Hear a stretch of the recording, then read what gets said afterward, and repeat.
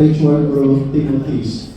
So if you cannot be so we need to be obviously confidential. No? Kung ano po yung sasabihin nyo within the D group and to your leader, it is confidential. Likewise, you need to be honest. Alright? Part of the discipleship covenant, the discipleship group that you are in, is honesty. So you can be honest. Wala pong masasaktan doon. Please be honest. And also respect. No? Sundays ang availability, yun lang talaga with the work that they have. Also respect that. And make sure that you are going on that day. Intercession, obviously you pray. And the goal is spiritual growth. No other agenda.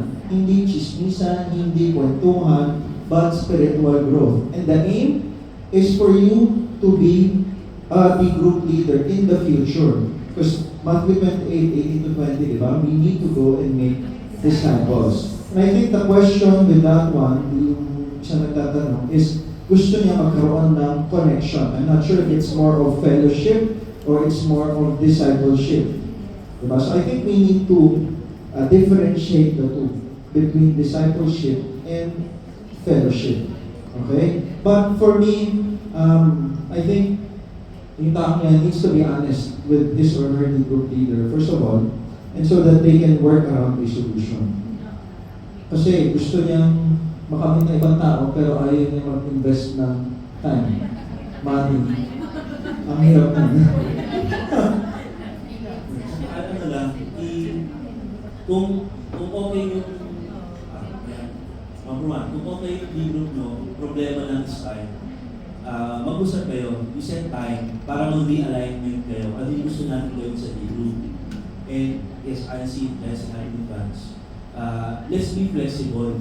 Kung Sunday lang yung available, you can do, okay, the Sundays, set natin, mag-D-group tayo, mag-fellowship tayo, then next Sunday, para hindi rin kayo mahirapan kung kailangan makasundo, may commitment kung every Sunday or bago mag-Sunday, let's meet via Zoom, via Messenger. Huwag natin ilimit kung Sunday lang kung yung availability. So, ang importante, may communication. So kung ang problema, number 2, kung problema naman si D-group, parang yung D-group leader ayaw spend ng time. Parang gano'n.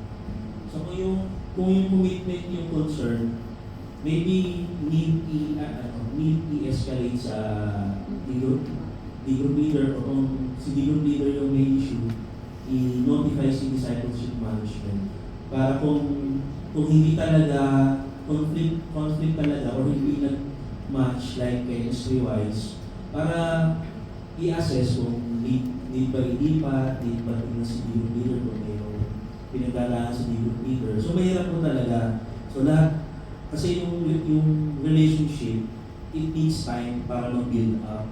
So all of us need to be humble enough to, kung ano man yung situation, let's be open lagi and let's be honest.